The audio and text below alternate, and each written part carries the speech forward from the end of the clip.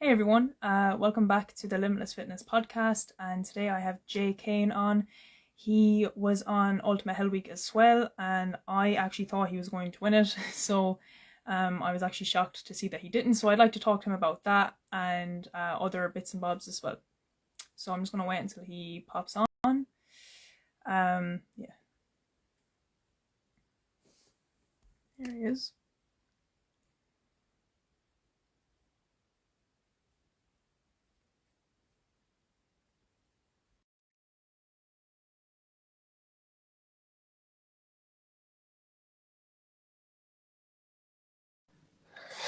You, Hey Jay, how things? are you? Not too bad. How are you? You well? Good, good. Good stuff. This isn't probably the best lighting I've ever had, but I'm robbing my daughter's room for the few minutes while we're on this. Okay, fair enough. So do you want to just tell people a little bit about yourself? Listen, where do you want me to start? I suppose, okay, for anybody who doesn't know me, my name's Jason. I'm a coach, a trainer based in Dublin. I've been probably working within the fitness space for maybe about the last 12 years now. Before that, I was studying structural engineering, and I think when I finished up engineering, it was the biggest recession we've had in God knows how long. So, engineering wasn't really something that was going to work out for me. So that's kind of how I found myself within the fitness industry. And before that, I suppose, like a lot of people that were in the fitness industry, had a background in sports, martial arts, that type of thing, you know. But rolling on to today, what we do, I have a gym here in Blackrock. We have a training academy, the Elite Fitness Performance Academy, where we help people getting into the fitness industry. And then we also have another string to our bow where we kind of help coaches and trainers who are looking to set up their own gym or looking to grow and develop their business. So we kind of mentor. So that's kind of in a nutshell where we're at, you know. Oh, that's pretty interesting. I didn't know about the martial arts background. Do you mind Yeah. talking a little bit more about that?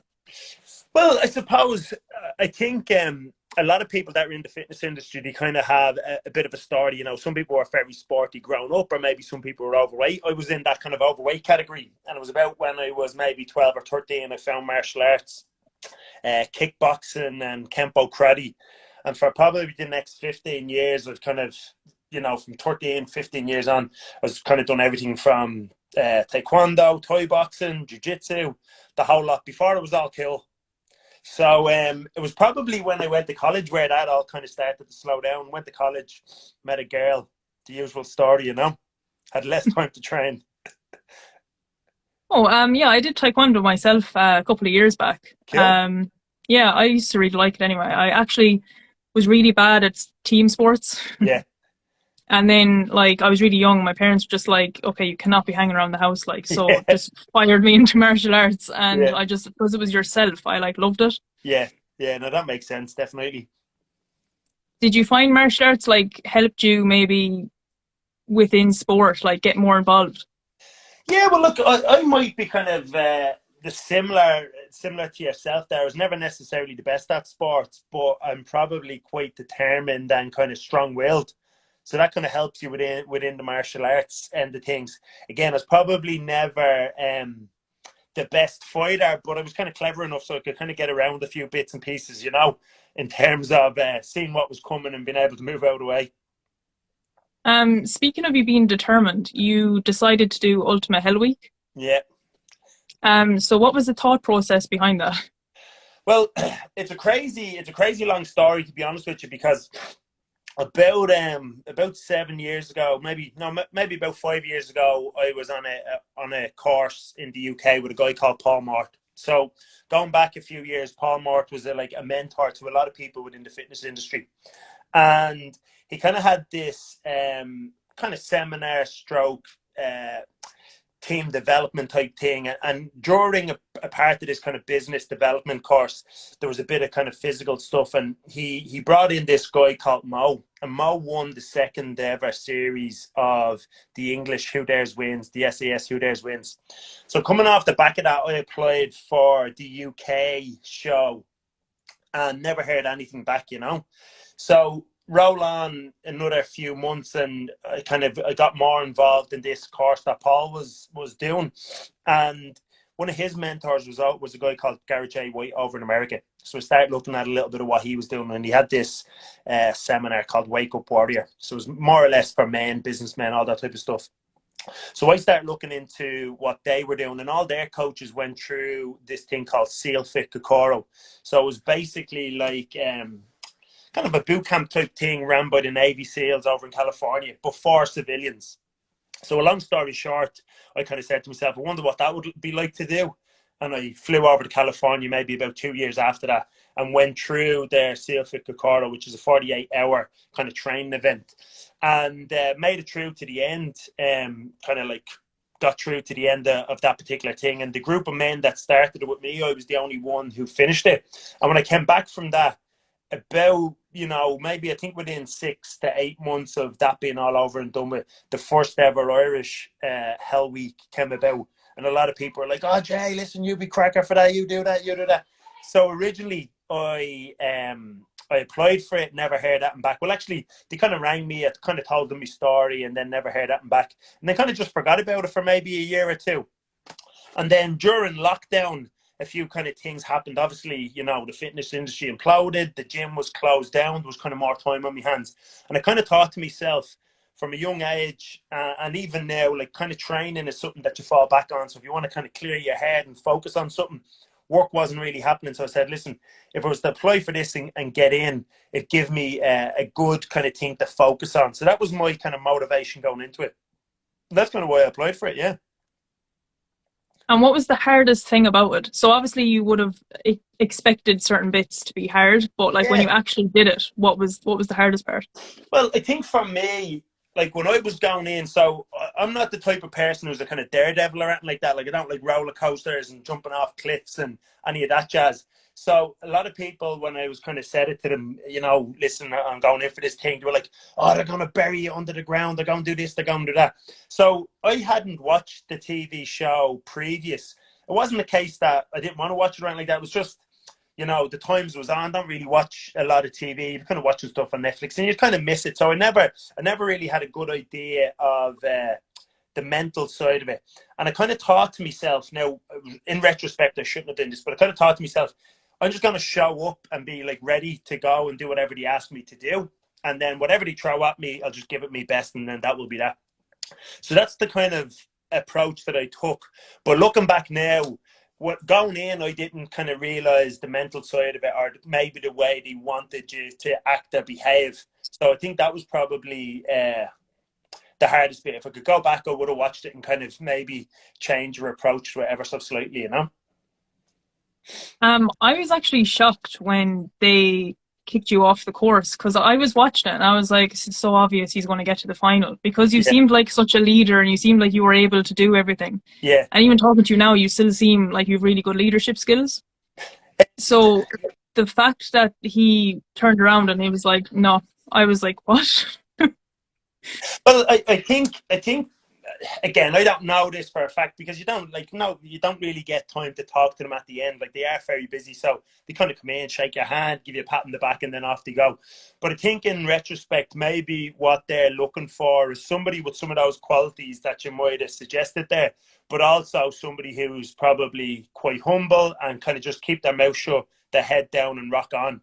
Where maybe I'm a little bit too vocal for their liking. And every quality has pros and cons. If you're running your own business and you're working in the fitness industry, if you're kind of shrinking violet and you don't go out there and speak to people like what you're doing here, nobody's going to come knocking on your door. I don't care how good at the work you do. You kind of have to be out there and be kind of outspoken.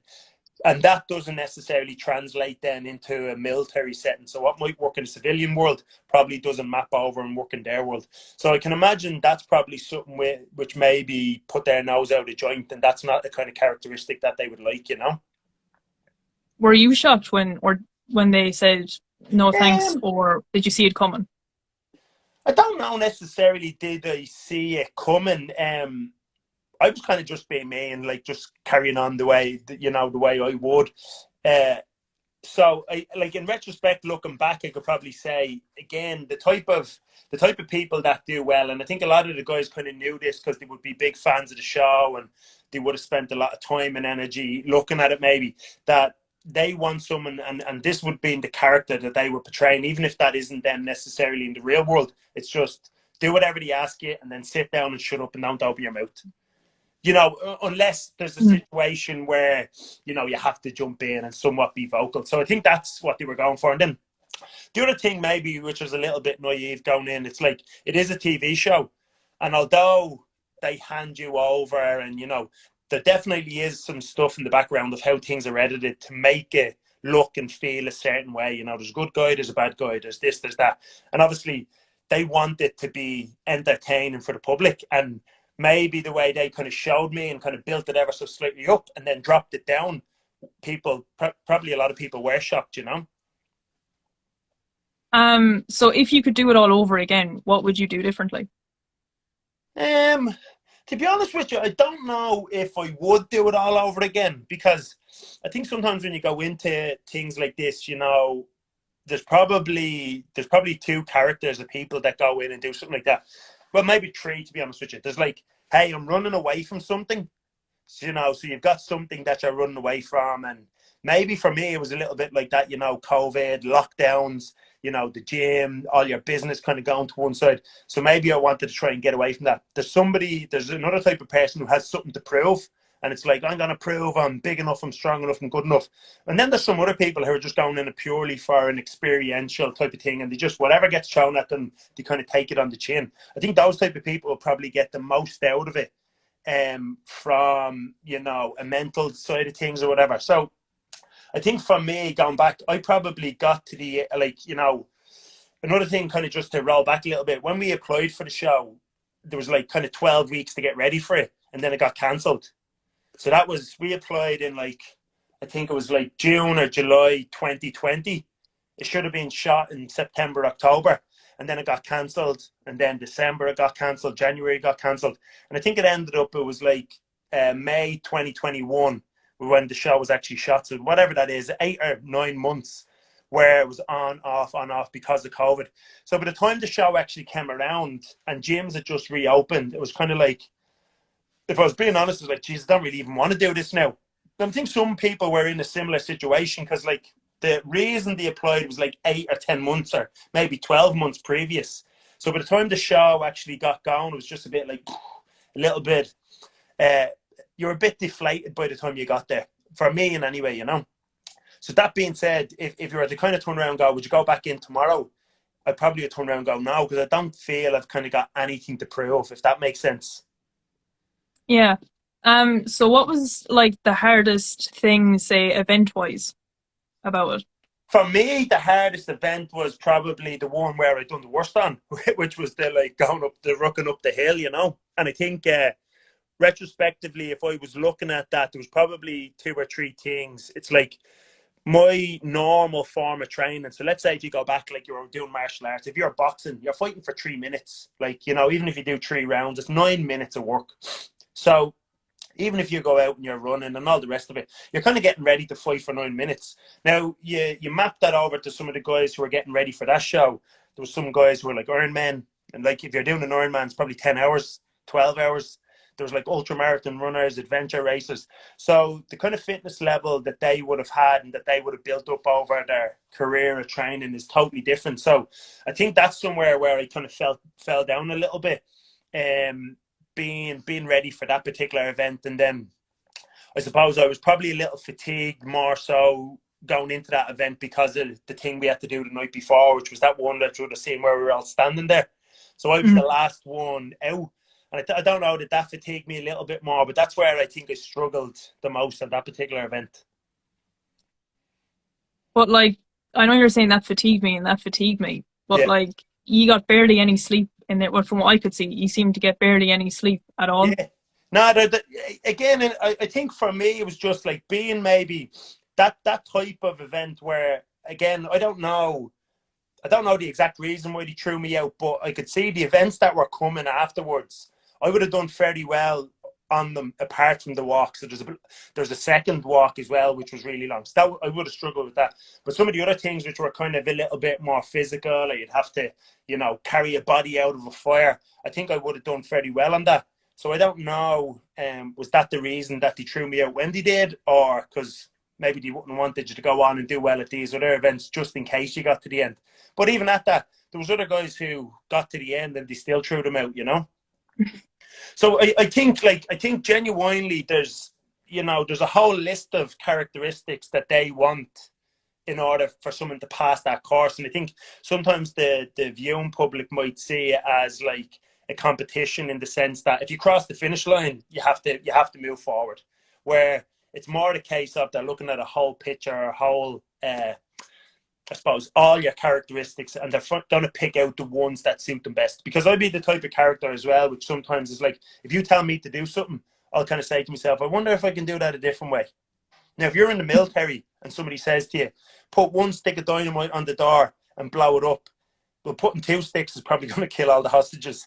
So I don't know if that's necessarily a good mentality to have. But now, listen, if you're out in the real world and it's like, somebody tells you how to set up an ad, or you're trying to grow your business, those things can be beneficial,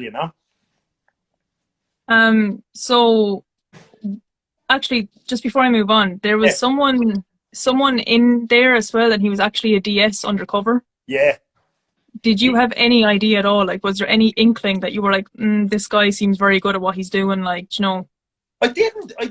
Me personally, I didn't notice him standing out as like, he's very good at what he was doing. Now, I think as the time went on, that probably showed through a little bit more. So that was maybe after I was gone. The only thing I did notice, like, when they took him out and they had a chat with him and they went in and said, like, go in hard on him and I'll do that type of stuff. I remember when they asked me, what did you think of the people? They were asking, what did you think of the OSs or whatever they call them, when they give you, right, you have to go and tell people what to do or whatever.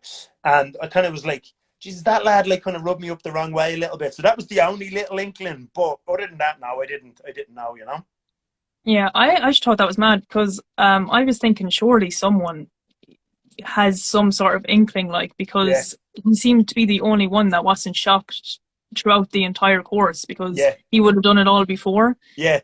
Do you know what? I think you're probably so focused on you're like, although you're there with all these people, in some ways you're probably in your own little bubble, that for a lot of people, it's like you wouldn't have had the mental capacity to look over and go, oh, that lad looks like he's, flying by, or, it's all easy, or whatever the case may be, So moving on from that, what's actually next for you moving forward? Do you know what? Very often when I do things like this, I kind of come out the other end going, oh, what's the next goal? And I'm looking to pick the next big thing. But in some ways, that's like, I'm the type of personality who's very goal focused. So I'll pick a target and, I'll do whatever I can to get there. And even if you think about this, like the Hell Week as a TV show, from my first time thinking about it to actually getting on the show was probably like 5 or 6 years. If you go back to the very first beginning. So it's that little seed in your mind. But I've also learned, as I've kind of matured a little bit, that always being externally focused and externally driven can be problematic as well. Because even if I had got to the end of the TV show and everybody gave you a pat on the back, sometimes you don't actually take any pleasure out of it because of that exact thing. It's like, what's next? So I've kind of learned a little bit to kind of slow down. And I think the next thing for us is to kind of just get back into business and kind of redevelop the business, because there's kind of like 3 strands to most people. There's like your own personal body and your fitness, there's your business, and then there's your family, or let's say the balance you have with other people. You could also, if you wanted to add in a fourth, is your kind of own internal balance or dialogue, and we kind of slightly touched on that there. But it's very hard for anybody to kind of have all of these things all at a high level or all really, really balanced. So generally what happens is, as you're chasing after one of these things, one of these priorities, the other things can kind of slide by the wayside. So, when you're getting ready for an event like that, and, you might be training 15 hours a week, and that might be, a few hours in the gym, a few hours out running. But then if you have to go and do a hike on a Sunday, you could be gone away from the house for 8 hours. So I kind of have to sometimes take a step back and go, well, listen, the family needs more time, business needs more time, which means these kind of physical things kind of have to take a little bit of a back seat, Yeah. And say if you didn't do it, would you have had a second goal in mind?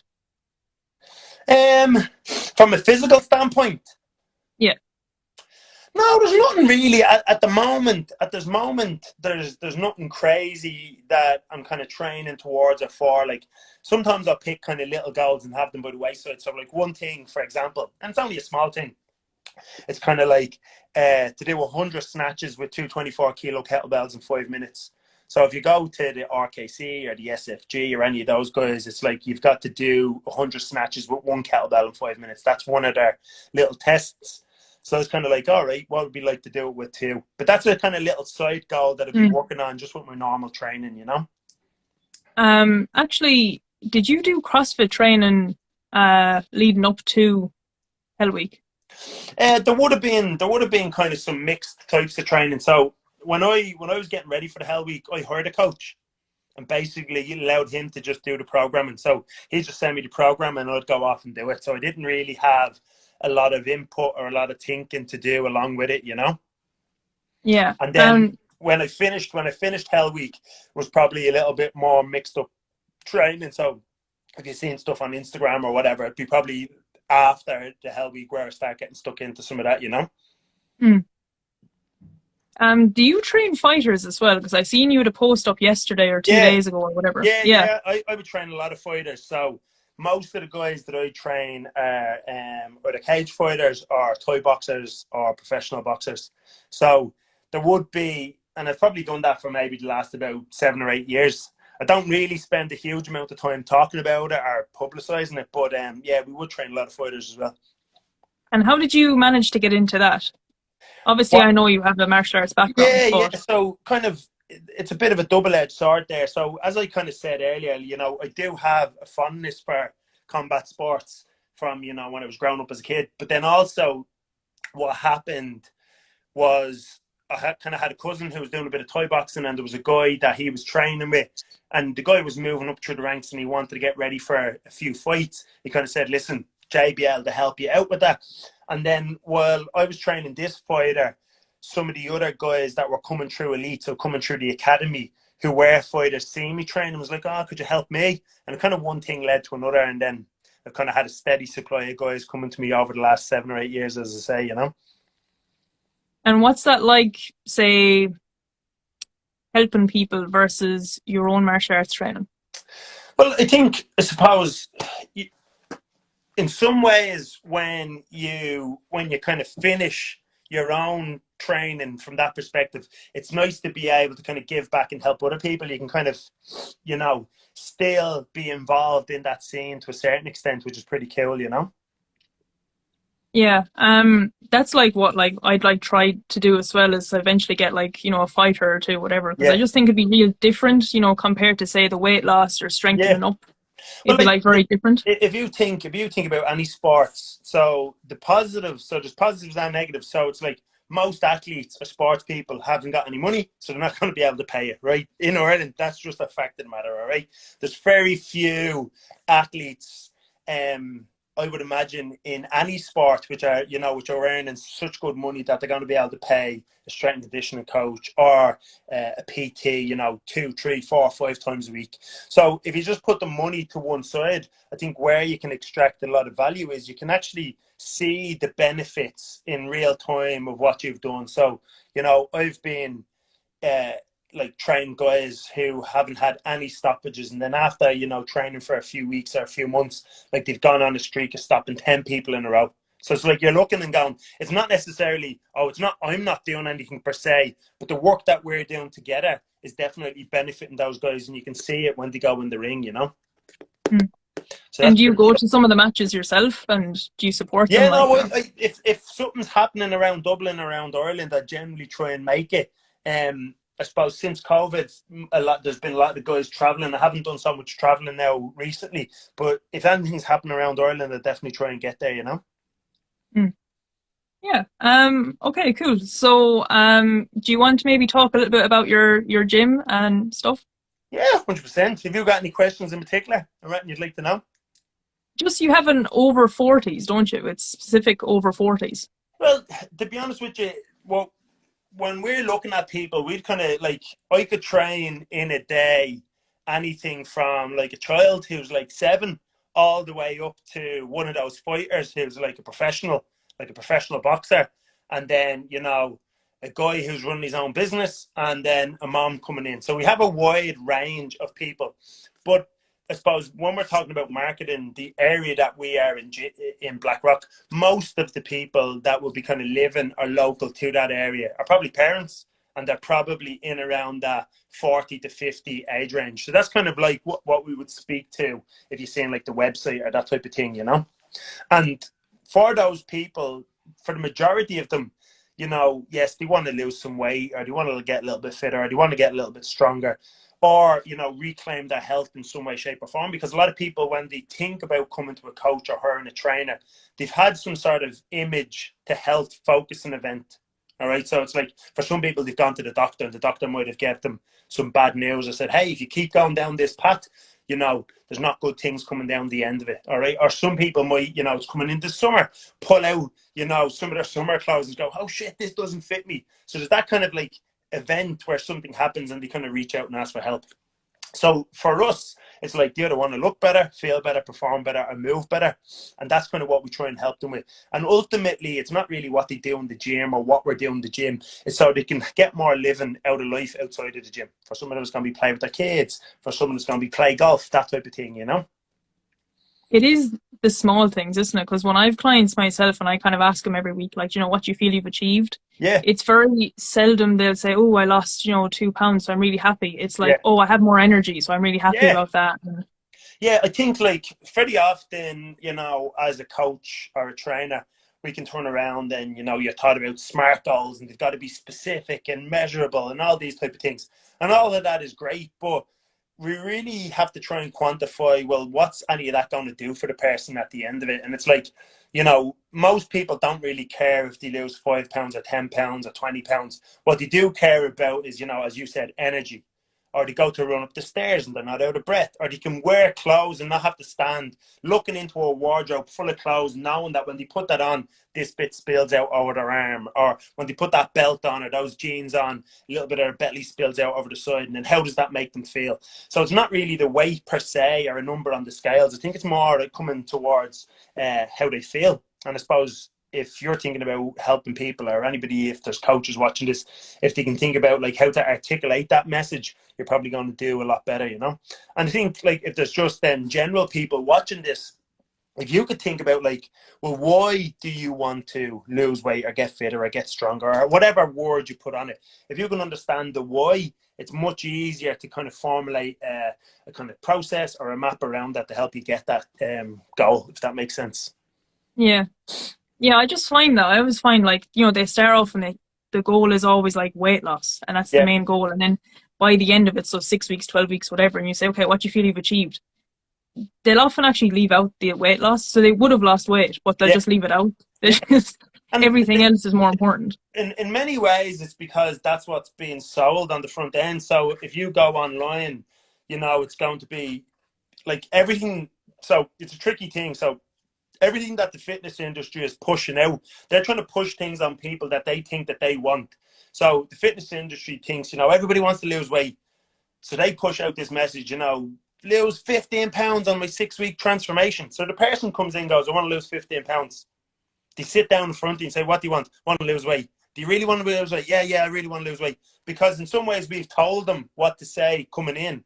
So very often it's like people will sit down and they'll tell you what they want to hear because they think that you're going to judge them for maybe trying to say or want to say something else. So, and look, another thing is a lot of times is people don't know what they want, but they know that they don't want to be wherever they are, if that makes sense to you, I actually find as well that there's still a lot of misinformation. Yeah. I was watching a show yesterday, just like briefly for like about 10-15 minutes, and it was called How to Lose Weight Well. And I was like, oh God, where we go? I was just expecting it to be bad. And they promoted like fad diets. They were like, we're going to put you on the bland diet. So your one wasn't allowed to have any like sauce or spices or anything like that. So everything was plain. Put someone else on the champagne diet. And then put someone else on like, it was a surgery. It was like a gastric balloon. Oh, Janie. and they were promoting all of these things, and I was Yeah, like, none of these things are sustainable, like nothing. And that got airtime, that got yeah. TV, and people And actually signed up to it. it's a tricky thing as well because it's a double-edged sword. It's like, people want fast. Like in today's day and age, it's like, if you have money, you can literally get whatever you want. It's like, you want a new phone, go into the shop and buy it. When you want more food, go into the shop and buy it. You want to go on a holiday, go and buy it. But there's a slight opposite there, because when it comes to your health and fitness, you've got to kind of work for it.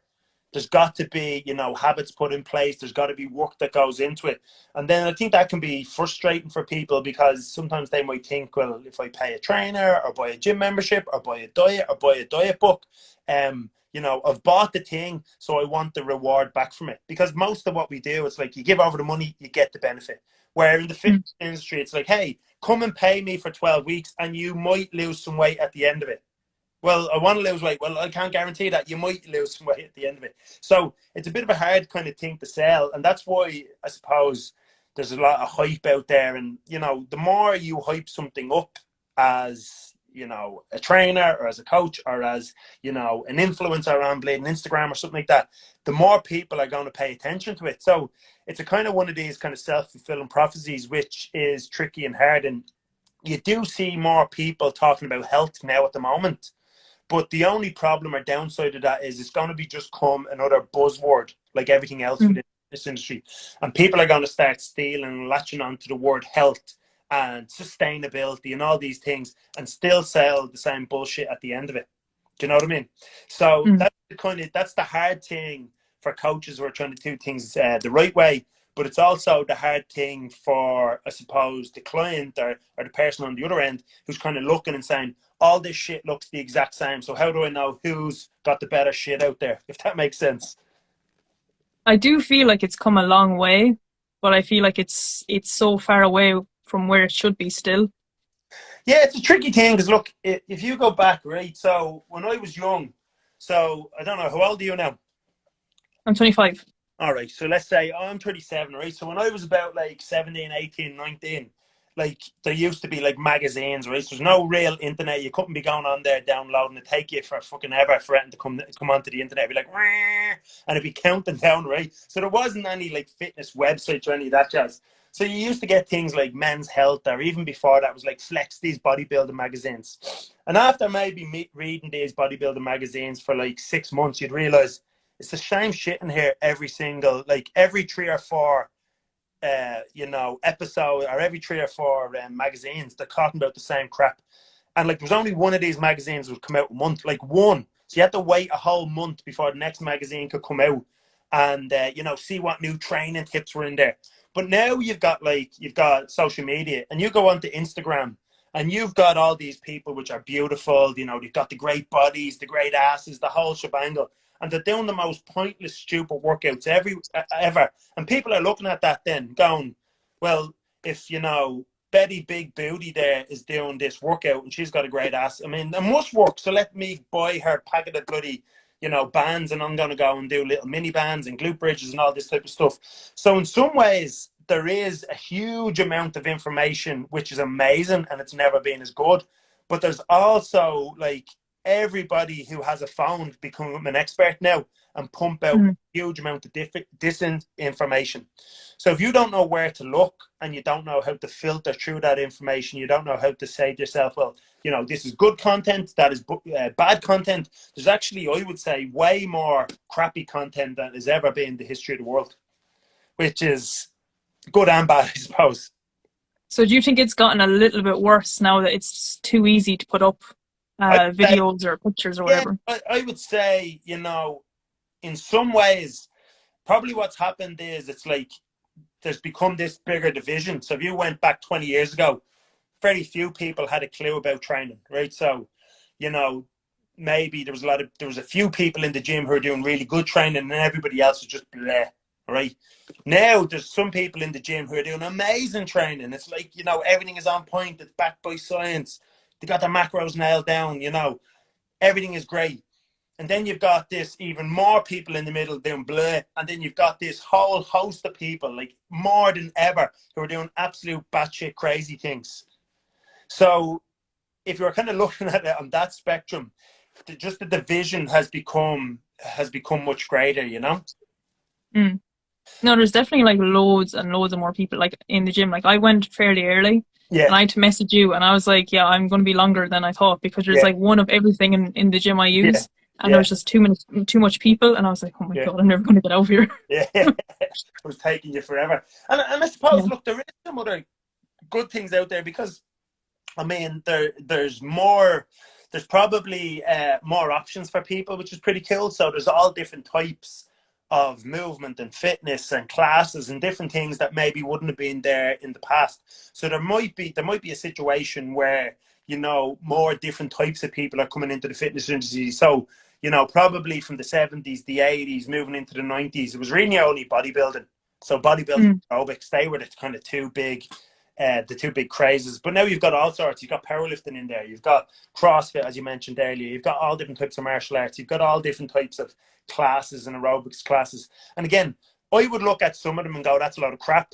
You know, I was in Hungary before in Budapest and I was walking down the street and I looked in this window and there was a gym and there was people like on kangaroo hopping stick things jumping around. Now, to me, that was a lot of crap, but they looked like they were having great fun. So Mm. again, who am I to judge when it comes to something? So I suppose from that point of view, there is more options out there for people, and anything that gets people moving, and I suppose most importantly having a bit of fun, I could only see as a positive thing, assuming nobody's getting injured. You know? Yeah. Yeah, I think that's the main thing as well. As long as people are enjoying it, Yeah, and you look, know, for coaches, you have to be fairly careful that, you know, when somebody's coming to you to ask for help, if we see ourselves as a facilitator, we have to be very careful not to just push what we like.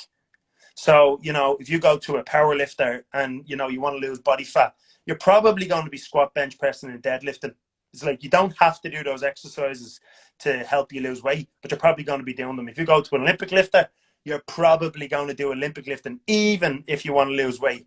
So mm, you kind of have to take that on board as well. And as much as possible, try, and you have to have your own style and your own beliefs, but to understand that the person that you're helping, they're there for their own journey, and you can't kind of just, well, I think this is cool, so you have to do it now, you know? yeah. Well, you definitely know your stuff anyway. Geez, I could be here talking all day. I'm good at talking, that's for sure. Just like The whole every thing Dublin person doesn't ever. work out. I have to become a speaker of some description. Yeah. Might be money in that for you there somewhere. Yeah, maybe.